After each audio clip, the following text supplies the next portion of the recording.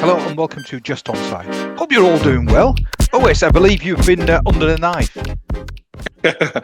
Under the knife, yes, I have. Had a knee surgery, didn't I, on Sunday. Thanks for your well wishes. I haven't told you that actually, but thanks for the message on Sunday. But yeah, had a knee surgery on Sunday under the old anesthetic. So I was knocked out, just recovering.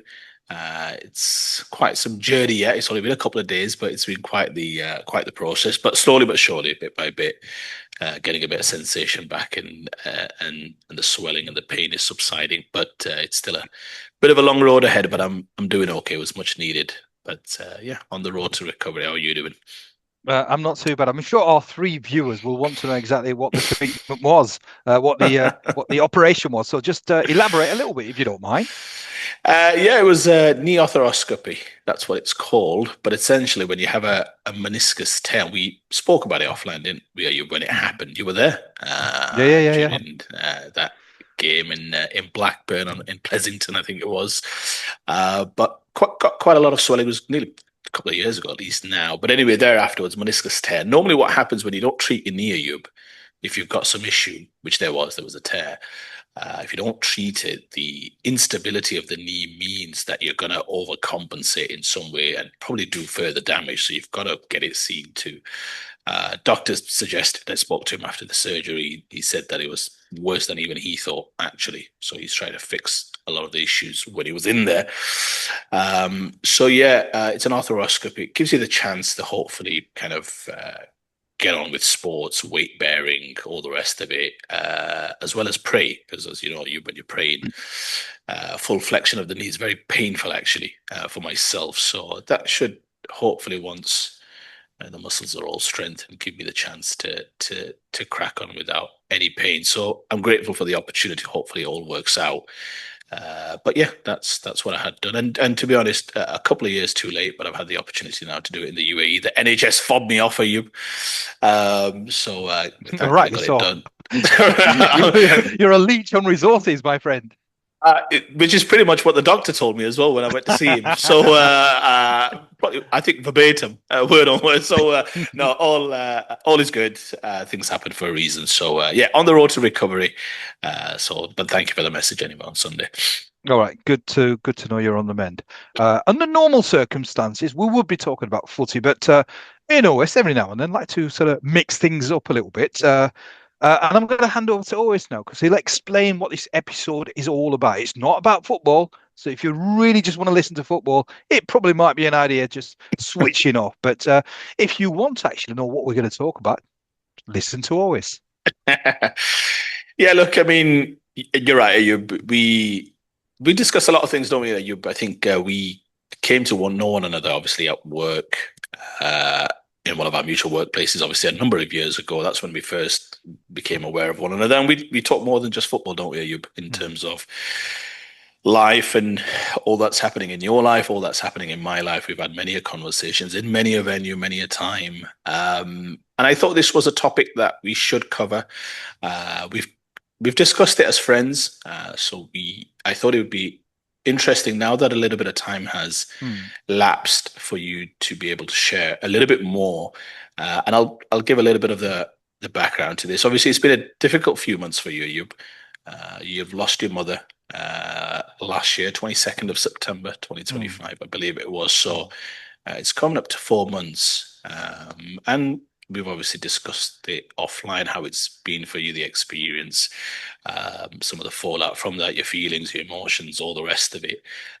But we thought now that a little bit of time has passed and you've had time to gather your thoughts, and you're somebody who shares very well in terms of some of the kind of various deep thoughts that you have about certain topics. We thought it'd be good for us to just have that conversation now on the podcast.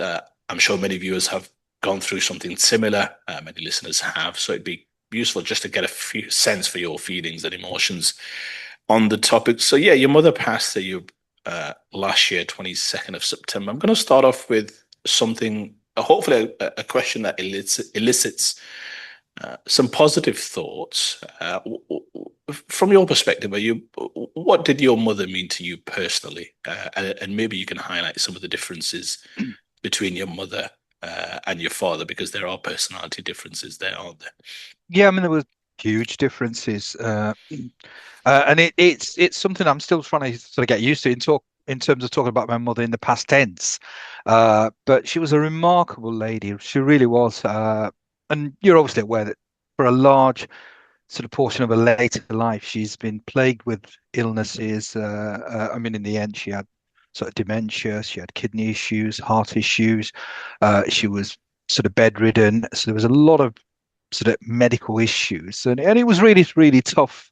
For the last few years. I mean, it's been tough for the last sort of 10, 15 years, but the last few years, it was really, really difficult and it was a challenge. But in terms of what she meant to me, I mean, at the end of the day, I mean, I suppose it sort of in theory, for most people, mothers are the most important sort of person in your life. But what my mum sort of showed me, I mean, in a bizarre sort of way, it was sort of more during her disability and sort of her dementia towards the end, because she was quite a stoic woman, a real sort of fighter. It was, I mean, she'd always be every 3 or 4 months, she'd be sort of taken to hospital, she'd have an issue. And she was sort of about sort of 18 months ago, she was placed under palliative care, which obviously means it's end of life. So, in a sense, that's quite a defining moment, and it's quite a jolt to the system because, in a sense, you almost sort of expect uh, sort of families and parents to live forever. You obviously know there's a natural order of things. People will pass. But in a sense, you almost try and sort of park that. You don't want to think about that. But that was the first time I really had to sort of Mm. process that there is an inevitability that my mother would pass. So every time that she was taken into hospital, always feared the worst. And from the point that she was placed in palliative care, it must have been about 9, 10 times that she went to the hospital. But she'd almost, I mean, she had a loss for life. She must have, because every time that she went, and we'd be thinking the worst, but the old dear would pull through. She'd always sort of pull through. So it was almost sort of, she'd go in, she'd be really in a sort of poor condition, but she was a tremendous fighter, really was. I mean, and what was also inspiring was under all of these difficulties, she never ever sort of lost faith. She'd always be prayed. And in a sense, she sort of gave me an example that no matter what the adversities, uh, I mean, obviously, we're in theory, we are sort of quite faithful sort of people, perhaps, but sometimes it's easy to be seduced by Mm. the world, seduced by sort of worldly things.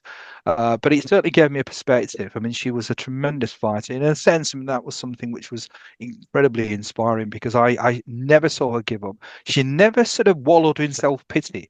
And if you sort of saw the condition she was in, it would have been probably easy to sort of wallow Yeah. in self-pity, but she never did that. So there was a huge amount of inspiration that I took from my mother in her later life. But it was tough. It really was tough because to see somebody that you love so deeply struggling, and it was a progressive. I mean, it was she was getting worse sort of by the week. And towards the end, it was very, very difficult to watch, very, very difficult to see. But in terms of going back to what you were sort of saying about what she meant to me, it's chalk and cheese. I mean, my old man's a bit of a loose cannon, bit of a maverick. He plays by his rules. Nobody seems to like them rules, but he plays by his rules. But my mum sort of was a matriarch, and even when she was bedridden, the pull that she had. I mean, so many people came to see her, and she was a focal point. And in a sense, I sort of knew that once she isn't here, there was going to be a massive void in our house, in our family, and which has transpired to be the case. But she was a wonderful, wonderful woman, a woman that I loved very deeply, very dearly. I miss her enormously, but I'm also, I mean, there's a obviously we'll talk about other things as well, but in the end, the pain that she was in, to a certain extent, it was unbearable. And I do recall every time that she used to go into the hospital, obviously as sort of Muslims, we always make dua or pray, and I'd always sort of wanted to get better. And this was the rare time, this last admission, Normally, I mean, you'll be aware. Some people sort of just say that may the Almighty do what's best. Yeah, But I'd never say that. I always sort of used to pray that she got better and she improved enough to come home. This was the first time that I actually sort of prayed to yeah. the Almighty and sort of prayed that whatever is the best outcome, I leave it in your hands. Because for the first time, I think I sort of resigned myself to the inevitability that she wasn't going to make it. So it was tough. It was tough, but uh, an amazing, amazing woman who's left an indelible mark. And I am incredibly proud to have been her son. And I sort of miss her, obviously. Yeah, I was going to say, you, I mean, incredibly well said. You touched on it there. She had many difficulties in the latter part of her life, at least from a physical element point of view. She never complained. She cracked on, even though she may have had cause, like you said, to have a bit of a moan and what have you. Do you think what you mentioned just there? Do you think that you'd started to make peace with it, given that kind of lengthened nature of her struggles, let's say physically? You told me she'd been bedridden for many a year. Do you think that just helped you process it a little bit, even before the event occurred? You mentioned yourself that you'd started to pray a little bit differently, that, look, whatever's best, let that happen. Do you think you'd started to process that this was happening, this was inevitable, this felt a little different, let's say August and September of last year? Yeah, absolutely. I mean, I knew that when she went into the hospital, because every time that she went into hospital, there was a state of health that she went into the hospital. This was the worst that she'd been. I mean, in terms of oxygen levels, she was on maximum oxygen, and she was in tremendous, tremendous pain. I mean, we were staying overnight. We took turns to stay overnight, and one of the nights that I stayed over, it was the most painful night I'd probably experienced because she was in incredible pain, just couldn't get her into a position where she was comfortable. She was in immense pain. And no matter how much morphine, I mean, she had morphine and she had various other painkillers as well, but it just had no impact at all. And I sort of resigned myself that this was the end. And my only prayer really was for the Almighty to do what's best, plus also uh, to bring her home because that's the one thing that I really did want. I wanted her to be home, and whatever days that she had left, I want them. I wanted them to be at home so we could spend more time, sort of praying, sort of being around her. And it was quite an incredible sort of experience because it sort of almost went to script because uh, Mm. she was eventually allowed home. And the first night that we sort of brought her home, again, she was extremely sort of agitated because she was in a great amount of pain. She couldn't settle. But the second night, from the second day, she sort of fell asleep. And it was sort of for the next 4 or 5 days, she sort of, I mean, she'd stopped eating really. She'd stopped Mm. drinking. So I knew. I mean, it was something that I, in my mind, I'd processed. I knew that it was only a matter of time before she was going to pass, and it was just a case of preparing myself as best as I could do. In a sense, there was a certain solace to that because the pain almost, I mean, the Almighty might have just shown me that pain to almost make me accept that perhaps it is better if she was to perhaps sort of let go of this life because it was just to a point where it was unbearable. So for about 4 or 5 days, it was quite sort of moving and touching because she'd been in immense difficulties in the hospital. She'd come home, and then after that first day, she sort of fell asleep. And she was at peace. She really was at peace. There was no Yeah. distress. We were able to sort of sit around her, pray, spend as much time. And it was almost like my mum sort of said, and again, this is where sort of this is my mum. She'd almost sort of said to us, right, I'm going to give you 4 or 5 days. Everybody who wants to come and sort of see me, come and see me, because I'm sort of going to be going away soon. And it was perfect because I've got a sister who lives in London, so she was able to come over Yeah. with her husband. So everybody that wanted to spend a little bit more time with my mum was given the opportunity. And that is just my mum down to a T. She was always considerate about others. And even in this final stage, it was almost as if it's like she said, right, I'm Yeah. going to hang around for a few more days. And it's exactly how it panned out and exactly what I sort of prayed for. I wanted her to be home. And I always made dua as well, prayed that when she comes home, I want her to be peaceful. And I was eternally grateful to the Almighty that it was exactly sort of what I'd prayed for. And again, the I wanted to be there. Do you know when she took her last breath? I did want to be there, and this is really, I mean, I again, it's how the Almighty operates. I mean, I sort of was with my wife, and we were planning on going, or at least I said to my wife, because we'd been there all day, and I said to my wife, uh, we'll go back home, and she just sort of said, sort of, we'll just hang around for a little while. 45 minutes later, I'm with my mother and she took her last breath. Uh, so again, that's sort of the poignancy of that I was sort of getting ready to go. My wife sort of just sort of said, "Look, just hang around." I'm not sure whether she knew or whether it was fate or whether that's. I'd like to put it down to the Almighty that Yeah. it was something that I wanted to be present at.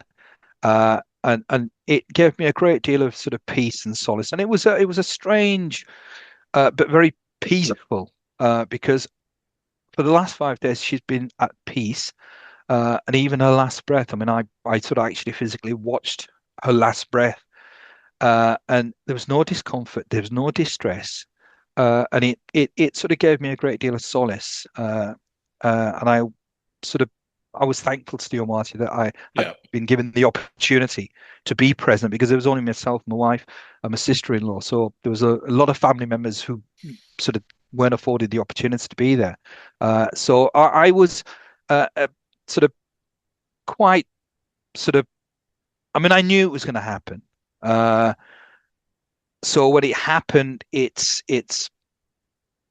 was a strange feeling because in a sense it was I'd had my opportunity to say goodbye to my mother, and when she did pass, when she did take her last breath, I there was almost a sense of relief that she's not in pain anymore. I know where she is, and she is in the more special place because what she's had to put up with, the type of woman that she was. So in a sense, there was an acceptance that in this world she isn't here anymore, and I accepted that, and I was really privileged to have had the opportunity to spend time with her at the end, and to say goodbye. So it wasn't sudden. I mean, there are sort of people who are unfortunate where it's sudden, and it's very difficult to accept that. I was very, very lucky, very Mm. fortunate that I was able to prepare myself for the eventuality, which has hopefully made it much more easier to accept. Yeah, I was gonna say it was interesting because I mean, we've not seen each other in a while in person. So when this was happening and we spoke about it offline and before, I think some of the times that we've shot, we've discussed it just before we've Mm, started recording and all the rest of it. I was not surprised, but in a positive way, in terms of the piece that you were at with it, and that was kind of even in the relative short term immediately after it mm, happened. It was quite. It was very easy to observe that you were in that particular place. I wanted to ask you. You spoke earlier about how you still miss her dearly, and ultimately you're her son. So I wouldn't expect anything different. How do you equate the two in terms of knowing? And we discussed this at length as well. I remember about being at peace with the fact that she's in a better place. She was suffering physically mm, for large portions of her life. It wasn't an easy life from a physical perspective for your mm, mother. How do you equate the two and kind of manage the two? Because I'm sure there's days when you have a lot of sadness and sorrow that she's not with you anymore and that you'd do anything just to have another week with her. mm. Yet that would obviously bring her back to this Yeah. world and bring her back to the ailments and the troubles and the suffering in a sense that how do you balance the two feelings? Because I'm sure, of course, you've accepted it because that's, I guess, the passage of time and that's what you've been through, that journey that you've been through emotionally. But how do you equate the two? Because I'm sure just as many occasions when you just wish to see her again because ultimately she's your mum. Yeah, yeah. I mean, it's something that I think, again, because there was lots of time to process this. I genuinely did. I mean, it was one of these where I think sort of bereavement, death is something that we try and steer clear of. I mean, even though we're, as Muslims, we're supposed to constantly think about it because, in a sense, that it's something that should bring us closer to our faith. We tend to put it to one side. So, but with my mum, I was, and I did. I genuinely sort of went through the process of sort of accepting that it's only a matter of time before she goes. So therefore, I miss her, but it's not maybe. I mean, my father is really, really struggling. I mean, he's struggling incredibly because he's he sort of. I mean, he's sort of isolated himself from the rest of the world. So in a sense, his only life was with my mother, and in a sense, he was her carer. So his life revolved around my mother. And I knew that once my mother passes, it's really going to be a struggle, and it's been very, very painful. In fact, that's probably been more sort of heartbreaking because when I sort of see my dad, it's almost like there's a strange dichotomy. I almost don't want to talk about my mother with my father because as soon as we talk about my mother, it's like he'll start crying. So he's found it incredibly difficult. Uh, I'm, as I said, I'm quite at peace with what's happened. Ultimately, we've all got to go. Uh, and that's all the things that I thought about. Eventually, we've all got to go. And really, what you want to try and do is when you do go, you're in a position where you've given your best chance for the afterlife.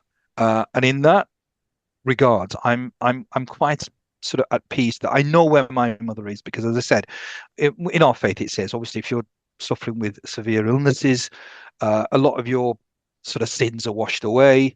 But she was exemplar. She really was an example of what sort of a fine Muslim should be because in adversity she, as I said, she was very, I mean, she never ever, I mean, she'd always be, even when she was in hospital, she was in incredible pain. But if you listened, I mean, she was quite, her voice at the end was quite weak and quite soft, but she'd always be prayed. So I sort of miss her, but I've got the memories. I've got the memories. Um, and I sort of reassure myself that she's in a much better place.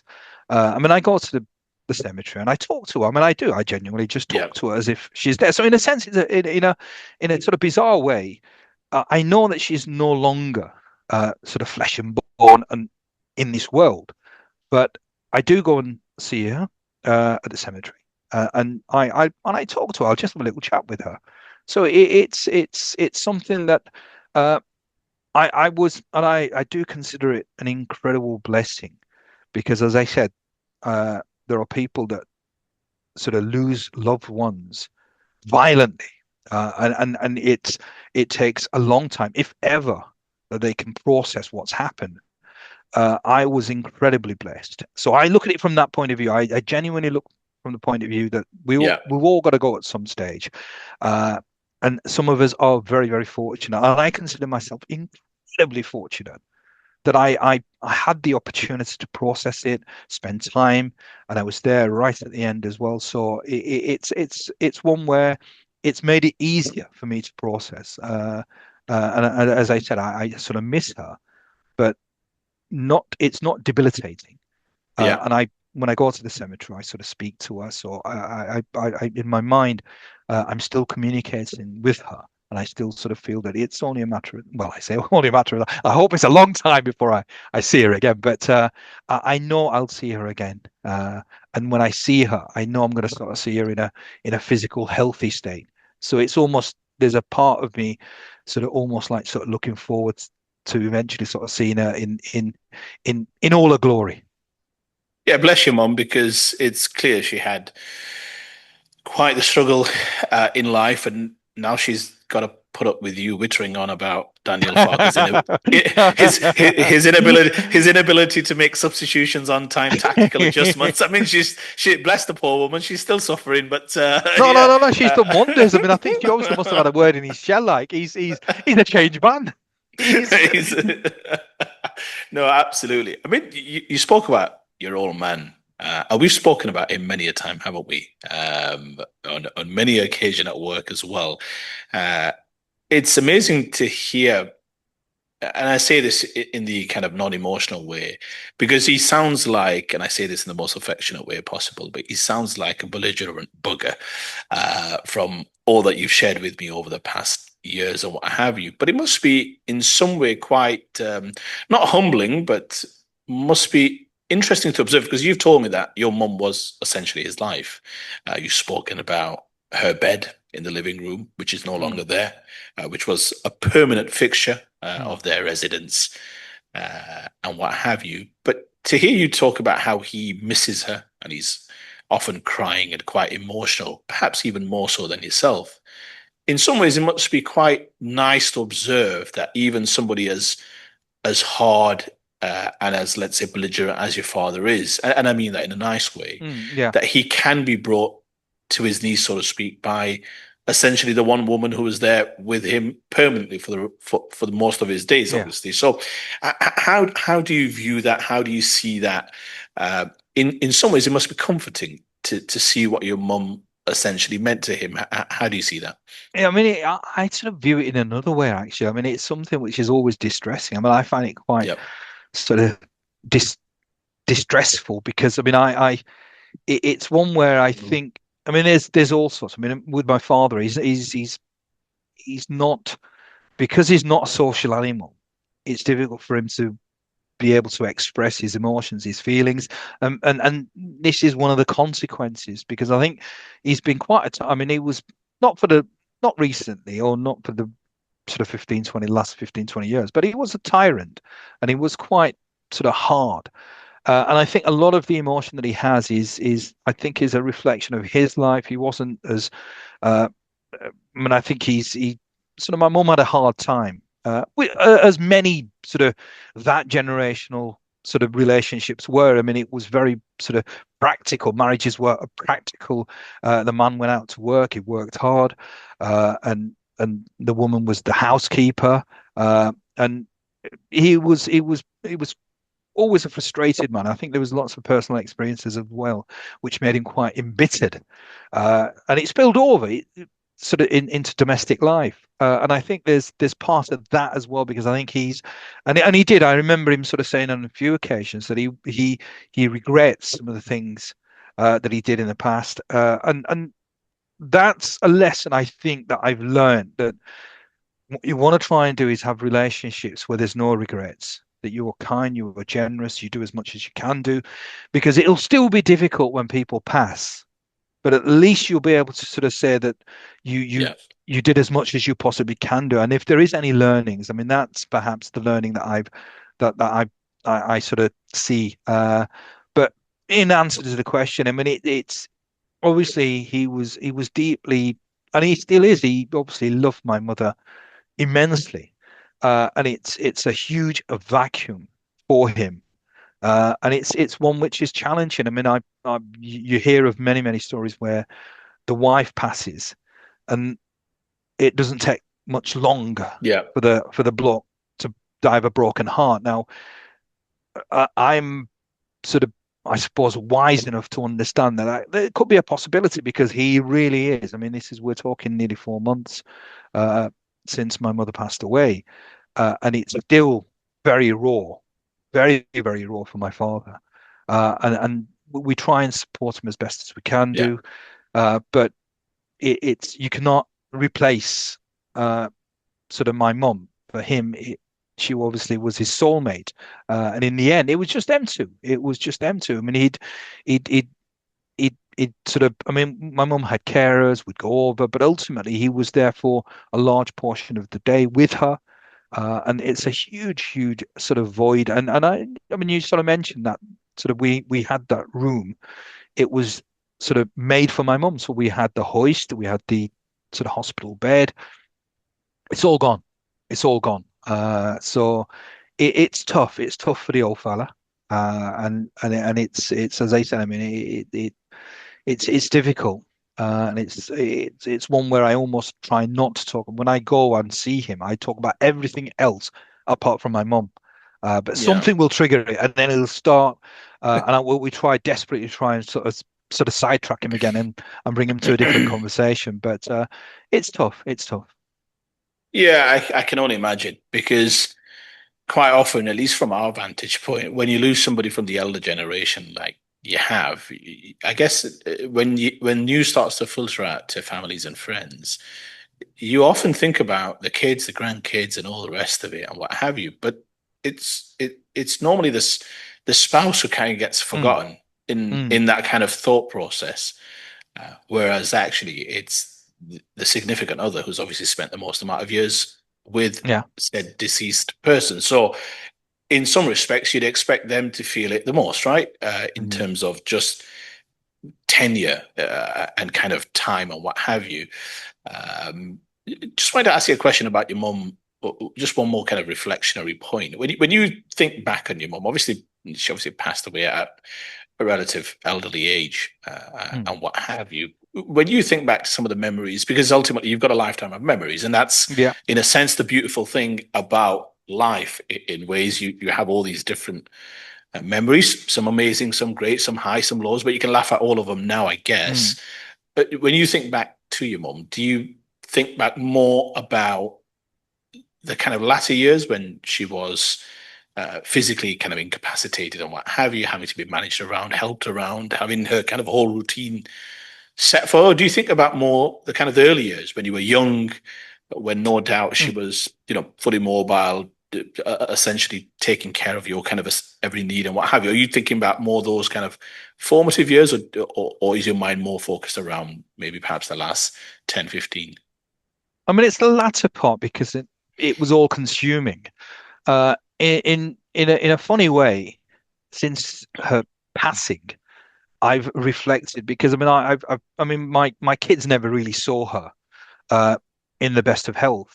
She was always sort of a disabled woman. Her for my kids, their gran was always disabled, and it's a shame Yeah. in one sense because I did try and explain to them that she was an archetypal matriarch. I mean, there was, and I always knew that people used to talk about my mum that you'd hear her before you actually saw her because she was quite a hefty lass at her peak. A fighting weight was quite sturdy, which is where I get my sturdiness. But she'd always be. It's like she was when she walked with a purpose, and we used to always have people sort of coming in and out because she was very much the sort of the matriarch, not just a family, but our sort of cousins as well. So a lot of people came for advice, guidance, and it's a shame that my kids didn't see that. They just saw a woman who had sort of severe disabilities. For a large portion of her latter life, she was bedridden. So it's a shame that she wasn't able to. But now what I do is occasionally, do you know, when I'm sort of thinking about my mum, I think about her sort of in her younger years. Yeah. So it's now because I she physically isn't there.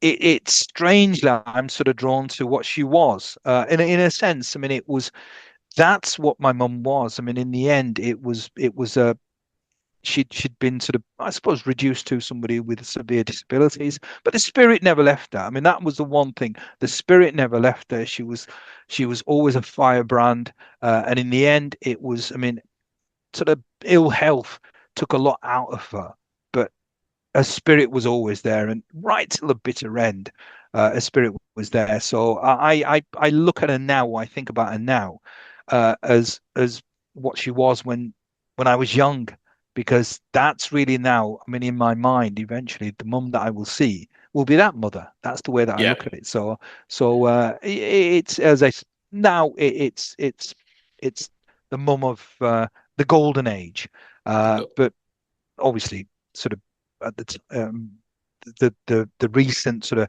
images of my mum obviously were when she was alive, but as soon as she's gone now, it's strange that I've sort of gone back to sort of her peak years. Yeah, no, absolutely.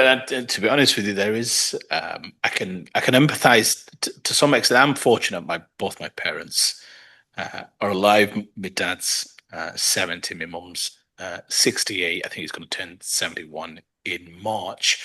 But I can understand, in a sense, the kind of need, and you were talking about how you managed to spend quite a bit of time with her at the end, and wanting to spend time and be there for her last breath. I mean, my parents, and hopefully they live many happy years Inshallah. still. But when they booked themselves on to go to Saudi this December, this past December, I mean, they booked it, I think, around March or April, or what have you, and I wanted to take that opportunity when I knew that they were going to Saudi to also book myself on as well, because firstly it's December.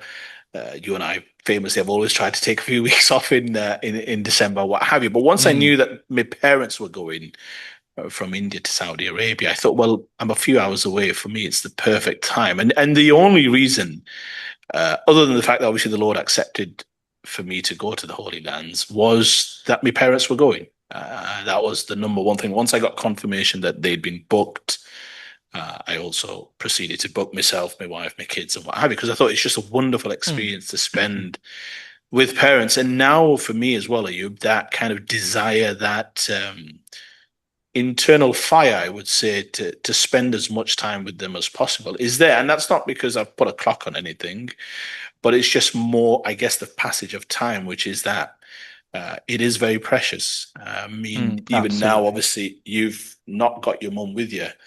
And now, obviously, you're left with amazing memories and what have you. But even you must be thinking, I guess, in the darkness of the night, in the quietness of time, that time passed. Time passed very Yeah, quickly yeah, yeah. in that regard. Just picking back to that time in September, we messaged each other, and I was going through the chat actually the other day. In terms of some of the kind of discussions that we were having, you spoke about how after her passing, you kind of had to be the not so much the lead, but kind of the face of obviously a lot of people, common family, friends wanted to pay their respects and what have you, and you didn't get that chance to, Mm, in a sense, deal with it immediately afterwards because you were confronted with these duties, with these responsibilities, and what have you, to be, in a sense, the face of, I guess, mm, what we would call a wake or what have you. But in terms of just yeah, people wanting to pay their respects, come to the house, come to the mosque, and what have you. But you did say to me, even at that time, which I thought was quite poignant, that you need to deal with this on your own. You're somebody who likes to deal with this kind of thing on your own. You weren't afforded that opportunity for obvious reasons immediately afterwards because you've got to put a brave face on and people are coming and what have you. But for you, what does that, from a practical perspective, what does that look like when you say that you've got to deal with it on your own? Are we talking just periods of solitude? Are we talking like walks? Are we talking, does that include speaking to somebody? Or are you just somebody who just likes to be quiet, be in a room, or be outside getting some fresh air and just going through your mum's life, going through perhaps what you're thinking? How do you, on a practical level, deal with something like that happens once you're able to be afforded that opportunity to be on your own? yeah. I'm very much somebody that likes to sort of deal with it uh, on my own. Uh, I mean, I'd sort of the I'd speak to you because it's one of these where it, it's very difficult. I mean, I have a sort of slightly different mindset, so it's one where I need to talk to somebody where perhaps it's you're on the same level, so therefore the conversation is. I mean, as I said, I mean it's difficult to try and exactly sort of put into words what I'm trying to sort of convey here, but it's not just a case of it's she's in a better place. I don't want to hear that she's in a better place. It's almost sort of you want to have a conversation where you're able to sort of perhaps sort of in a sense. I mean, it was a strange one because, as I said, I was prepared for it. So there was nothing sort of, it wasn't a shock to the system. It was something that was expected. But I just had to take myself away. If I was going to speak to somebody, it had to be somebody that perhaps I was on the same level. But on the whole, I'd like to deal with it myself. And then really, that's just a reflection. It was just a case of stepping back, just accepting that she's gone, sort of cherishing the moments, the really good moments that we've had, accepting that eventually that this is a fate that befalls us all.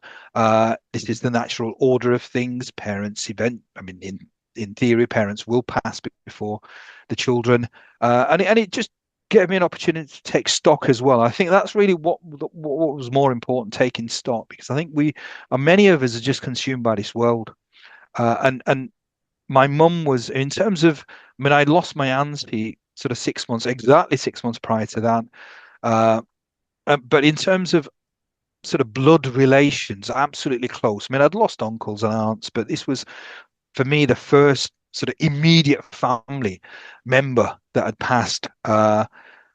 So it was something where there was a realization that life is there is a time frame on life, and it's made me sort of realize that ultimately we're all going to go. It's perhaps important not to put too much emphasis on this life, and also. um, it was a strange situation because it was, I mean, I was working more or less up until the last sort of days. And this strange sort of dichotomy that when you go to work, everything is normal. I mean, Yeah. I'm one of these that it's unless you're serious about sort of, I mean, a lot of people, it's just flippant comments. How's your mom? At the end of the day, it's don't I don't like it as a passing remark. If it's something which is sincere, then yes, we'll talk about it. But if it's and I had a lot of meetings where I never even mentioned it. There was a lot of people who had no idea, and it was conscious. I was conscious of that because I'm of the way that I approach things now is unless it's sincere, I don't want to talk about it. So if you're because a lot of people just saying, "Oh, how's your mom?" But I suppose what I also realized is that uh, life carries on, whether you like it or not. Life carries on, and but I did have a great deal of reflection. What's important, what's not important, and it there is a realization that sort of work is important, but it's not the be all and end all.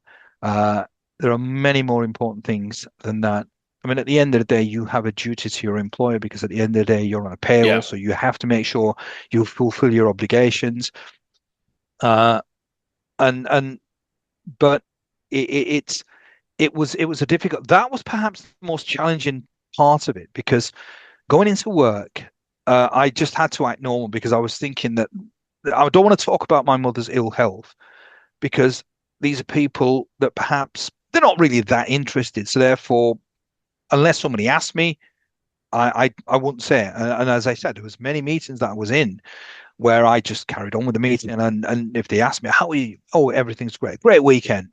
Uh, so it was that was quite a challenging time, quite a difficult time because I ideally I would have preferred not to be in that environment because I like to sort of process sort of things myself. I like to be on my own, and maybe I think sort of that I think I try to spend as much time with her, but if I had my time again, I probably would have spent every moment at the end because once I knew that this was it, uh, because I had to go back to work. So obviously I went to work, but ideally perhaps I would have preferred it to be just there, to make sure that every single moment that I have, I'm there and I'm cherished those final moments. So it was, but on the whole, I mean, on reflection, I mean, I'm at peace with what's happened.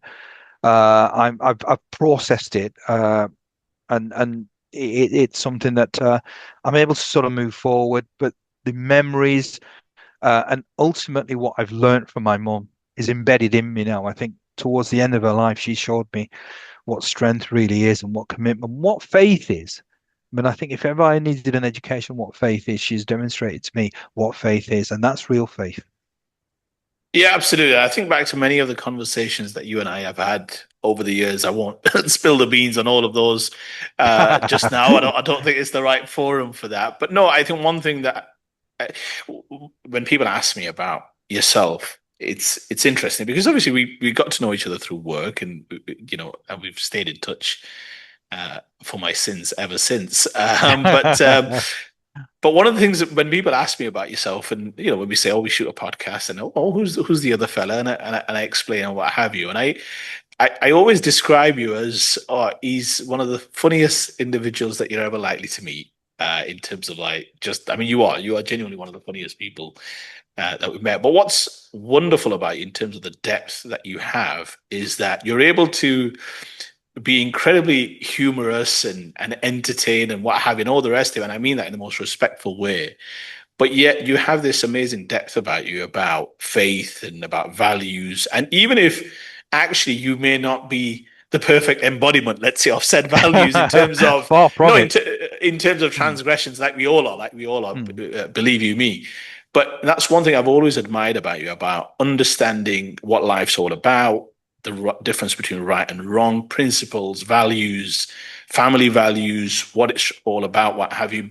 I mean, for example, listening to you talk about how your significant other, your wife, the mother of your children, has always dealt with your parents, and how you mm, speak of that. You've always spoken about that in the most. I mean, your face lights up in terms of how your wife's mm, treated your mother in the past, and your father in terms of taking care of them, and all the rest of it till the very end. So you have these kind of deep, kind of core family values, which you know are important mm, and what have you. And I truly love that about yourself. I mean, you spoke about you in a sense of obviously the passing being quite a huge, in a sense, more. How has it practically changed you? I mean, and what I mean is, do you find yourself more kind of philosophical, more thoughtful, more reserved, more, I'm not saying introverted, because nobody would ever mm. suspect you of being introverted, but how has it changed? Do you have more kind of quiet moments of reflection where you kind of drift off into your own space, or do you just, no, you still crack on full of beans in terms of what life is throwing at you, or has there been some tangible changes in the way you've at least approached life in the last few months? I mean, the one thing is, I mean, it's mortality is certainly something that I sort of I sort of contemplate because as I said, I mean, this when you lose an immediate family member, it there's a certain poignancy to it. There's a certain sort of moment uh, where you you I mean, I suppose I've never sort of thought sort of people are immortal, but it sort of puts into context that we are here for a temporary period of time. So certainly there's much more reflectiveness, but I think it was there anyway. I mean, I don't think it's something which Yeah, is which has been brought about by this. I think it's it's brought to focus a lot more since the passing of my mother. So it's that's certainly something which is quite prominent now. It's one where it's it's something that I think in terms of a person, I'm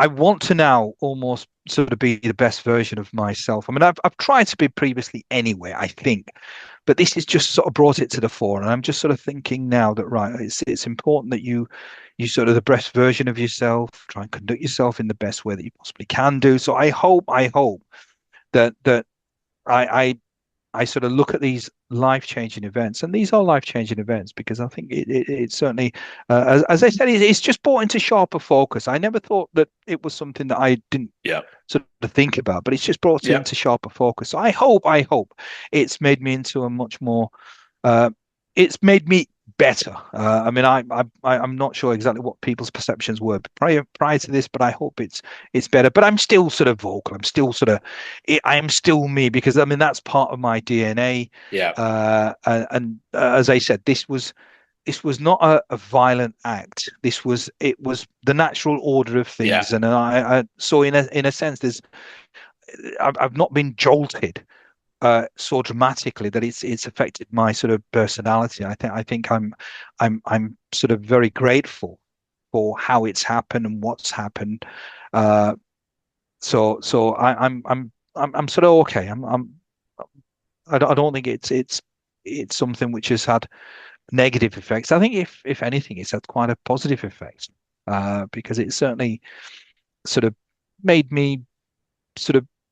Uh, I'm not going to be. I mean, it's life is now. I mean, try and cherish moments as well, and I think that's extremely important. I mean, I try. I mean, it's something that I need to try and make sure that I do with my family. That Yeah. I make sure that I sort of have cherished moments. We sort of make the most of every single moment because these are precious, precious moments, and you don't want to miss the opportunity. Yeah, I mean, you spoke about being the best version of yourself. I'm thinking about some of the WhatsApp messages you send me about Leeds United on the weekend, and I'm not sure that's you being the best version of yourself. But anyway, we digress. No, look, I mean, you're right. I would imagine, and you are right. I mean, let me kind of share with you. I think you've always been that way. I think you've always been a deep thinker, somebody who thinks about life and the meanings of life and standing up for what's right and what have you. So, and you're right, it wasn't a sudden jolt out of the blue, which would have shaken you. Perhaps we heard some incredibly sad news, obviously coming out of Yeah, Bolton this weekend, and you can only imagine the families of the yeah, young boys who lost yeah, their lives, as well as the taxi driver who, yeah, by all intents and purposes, was simply wrong place, wrong yeah. time. It would appear. So you can imagine what those families, unfortunately, sadly, going through. Um, but you're right. I'm just going to finish off with a final question. It's a deeply personal question, so I hope you don't mind me asking. But I think it's important just to ask it because again, I've not been through something like this.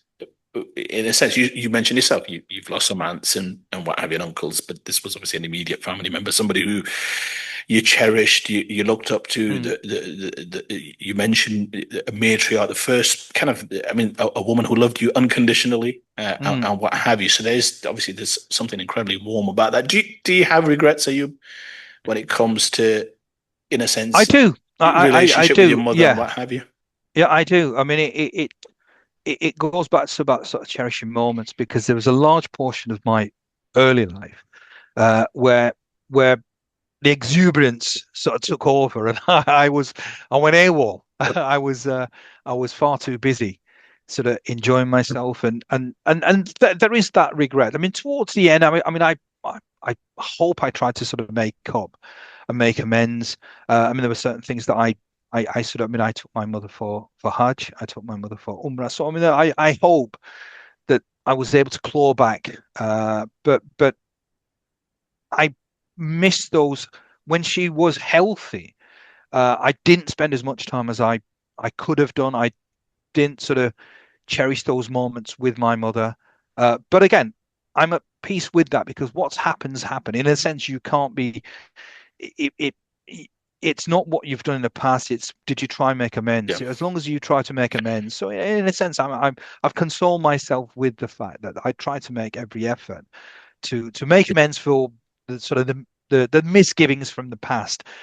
So I was sort of quite I'm quite sort of comfortable and at peace, and I think that's the key, being at peace with what's happened. So I'm okay.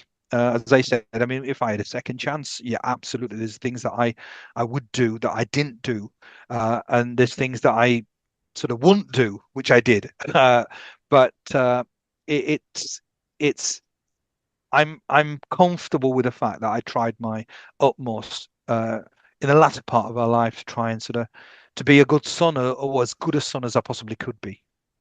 Yeah, absolutely. Well said. And look, you're right. I mean, we've not discussed this, but I know that those were, knowing you the way I do, I know that that would have been some of the thoughts that would have been going through your mind. And I'm glad that you are at peace because ultimately, when it comes to, let's say, some of the mistakes that we all make in our lives, whether that's towards our parents or whatever it may be, I mean, those are ultimately, you can't change any of that, even though you might want to. And ultimately, all you can do is try and recover and try and make up for lost time and try and make up for some of the mistakes that we all make. And mistakes are inevitable. That's life. That's experience. That's falling and getting back up and falling and getting back up. And that's the story that was written for you. And that's the story that's written for all of Mm. us to some extent. So there is no, in a sense, judgment, so to speak, to say, well, yeah, well, should have done this, should have done that. It's a case of, well, what did you do once you managed to get back on the road, let's say, so to speak, to try and Yeah, make up for absolutely. that and try and do the very best that you could. And that's all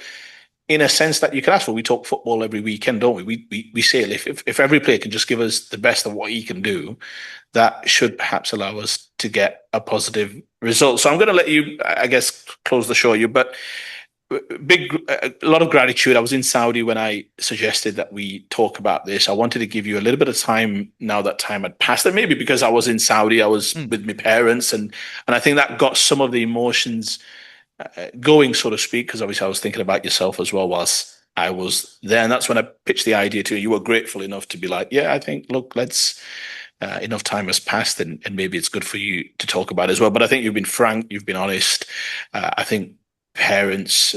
We hear it all the time about somebody passing away. Now, unfortunately, it's maybe one a day, Mm, unfortunately, in terms of, yeah, and that's very sad as well. But I think when you lose your parents, it's normally the two people in your life that will love you unconditionally and want yeah, the very best for you and want you to outshine them. And there's only two such people that exist like that. It's normally your mum and your yeah. dad. So grateful that you shared, Ayub.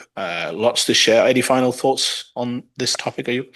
This is a conversation that I could have only had with you, and it goes back to what I was sort of saying about this is something which is I'm very much with sort of something as emotional and as personal as this.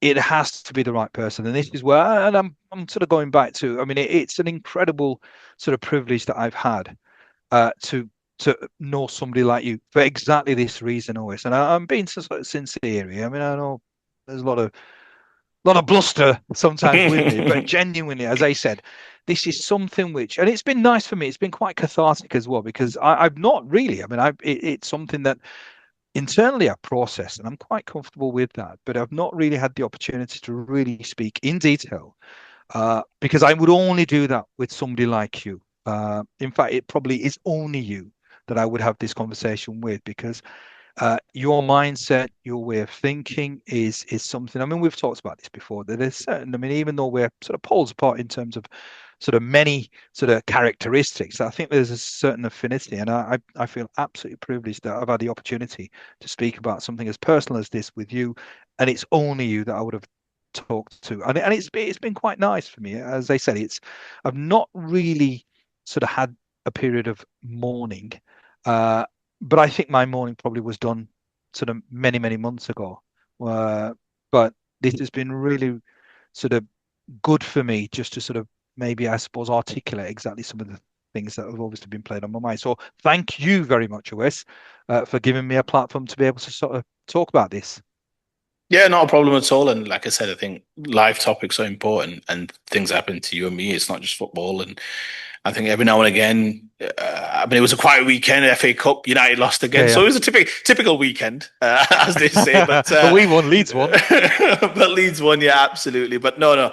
Grateful to you as well, Ayub. I'll wrap us up. I mean, look, many of our viewers, I'm sure, have gone through something similar. If it's not an immediate family member, it's an extended family member, and I think it is important to talk about these things. And we're not talking about just kind of some of the buzzwords that are thrown around now in modern day generation, what have you. But I think the loss of a loved one is something that I Mm, think we should support one another and be there because it's an experience, unfortunate like no other. Even though, like you rightly mentioned it, it's the natural order of things, unfortunately, at times. But I think it is important that we speak about it, we talk about it, support one another, and all the rest of it. So, thank you very much. Hopefully, on the next show, obviously, we'll be back to our normal scheduled program. Ayub, I'm sure, back to the title race, relegation troubles, Leeds, and what have you, and Daniel Fark. But hopefully, some of the viewers can take some solace and some learnings, and I guess some experience from your first-hand experience, obviously, of losing your mother. Prayers and blessings always with yourself, Ayub, yourself thank you. and the family. But yeah, until the next show, we'll hopefully see you on the very next one. Thank you. Take care.